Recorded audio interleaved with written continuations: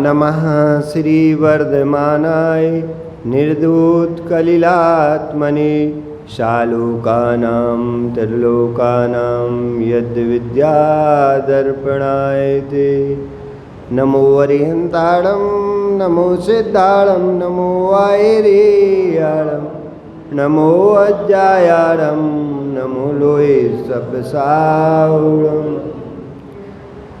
जय बोलो अनंतानंद सिद्ध परमेष्ठी भगवान की, 1008 श्री आदिनाथ भगवान की, मूल नायक श्री पार्श्वनाथ भगवान की, वर्तमान शासन नायक श्री महावीर स्वामी की, परम पूज्य आचार्य भगवान विशुद्ध सागर महामुनिराज की, ढाई दीप में विराजमान 3 कोटि मुनिराजों की, अहिंसामयी द्वादशांक जिनमाणी माता की,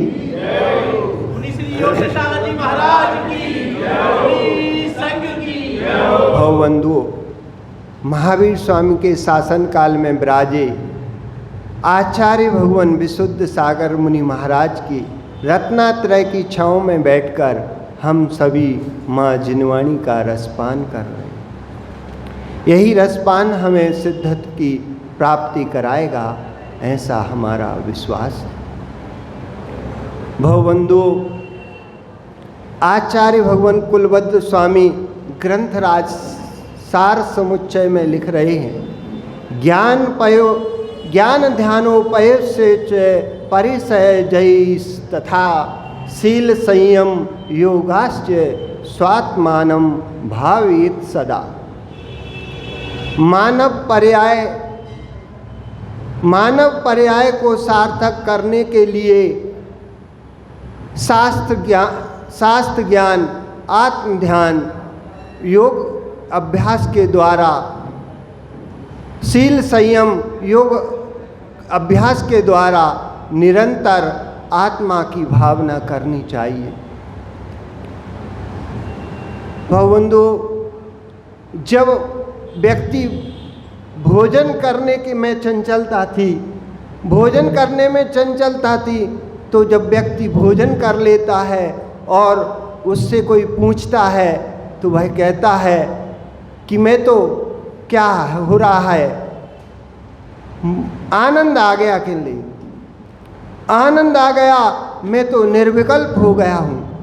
जब इंद्रियों के भोग करने में व्यक्ति को आनंद आता है तो एक संयमी को आत्मानंद नहीं आएगा क्या उसको जब इंद्रियों के भोग में आनंद आ सकता है तो योगी को आत्मा का आनंद नहीं आएगा। उसमें क्या आनंद नहीं आता, एक तृप्ति होती है, भोजन करने से व्यक्ति को तृप्ति मिलती है तो वह आनंद मिलता है और योगी को योग साधना में आनंद आता है। आपको लगता है बहिरंतंग तप कर रहे हैं, लेकिन उन्हें आत्मानंद का लक्ष्य होता है। उन्हें आत्मानंद का लक्ष्य होता है तो उनकी जो साधना होती है सार्थक होती है। एक व्यक्ति भोजन करके तृप्त होता है, योगी बहिरंग तपस्या करके अंतरंग में तृप्त होता है। जैसे योगी के लिए कहा है, जैसे योगी विषय वासनाओं से तृप्त उतर जाता है, त्याग कर देता है, तो उसे आत्मा का आनंद आना शुरू हो जाता है। जैसे योगी को कहा है कि जैसे पुराने बर्तन में दूध रखा है और उसी में यदि तुमने नया दूध खाली कर दिया और उसी में दूसरा दूध रख दिया तो उसकी दूध फट जाएगा। ऐसे ही योगी तुमने क्या किया, घर त्याग दिया, बसन उतार दिए और घर त्याग दिया, और लेकिन वासना नहीं उतारी तो तुम्हारी साधना फट जाएगी। ऐसे ही जिसमें लगार लगी हो, यहाँ एक बात और ध्यान से सुनना कि जो वासना है वो उसको शास्त्रीय भाषा में लगार कहा है। यही काम वासना मत समझना, ये इसका अर्थ काम वासना नहीं है, इसका अर्थ है लगार। जैसे दूध में लगार लगी है पुराने दूध का, उसी में नया दूध भर दिया तो वो दूध फट जाएगा। ऐसे ही योगी को कहते हैं कि यदि तुमने वसन भी उतार दिए, घर भी त्याग दिया और पुरानी लगार लगी रही तो तुम्हारी साधना फट जाएगी, तुम्हारी साधना फट जाएगी। ज्ञानियों बर्तन तो खाली किए, कपड़े तो उतार दिए, पर वासना नहीं उतारी तो साधना फट जाएगी। जैसे आप तो दुग्ध में वासना लगी हुई थी, उस दुग्ध बर्तन पुराने दुग्ध की वासना तो नया दुग्ध फट जाएगा। ऐसे ही वसन उतार दिए, साधना प्रारंभ कर दी, लेकिन वासना नहीं उतार पाए तो साधना विफल हो जाएगी। पहला तप है अनशन तप। योगी ने अनशन तो त्याग कर दिया, वसन उतार दिए और वासना लगार नहीं उतारी तो ये काम वासना विफल हो जाएगी, ये वासना लगार बेकार हो जाएगी, कोई काम की साधना नहीं रहेगी। इसलिए हे श्रावकों के लिए कहते हैं कि तुम हे श्रावक, तुम्हारी देश जिन संज्ञा है, यदि तुम समझो कि हमारा तो पुण्य पूजा पाठ और दान में ही है, ये तुम्हारा अंतरंग नहीं है। तुम्हारी अंतरंग का लक्ष्य तो आत्मा की अनुभूति करना है। ये तो क्रिया पुण्य रूप धर्म है, ये तो करते रहना, लेकिन अपनी आत्मा का लक्ष्य अनुभूति रूप करते रहना, यह तुम्हारी साधना जिन देशना है, जिन देशना संज्ञा है।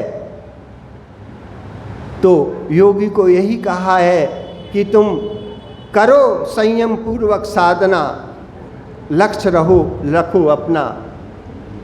इसी पर आचार्य भगवान ने वस्तुत महाकाव्य में इसी से मिलती जुलती एक कविता लिखी है।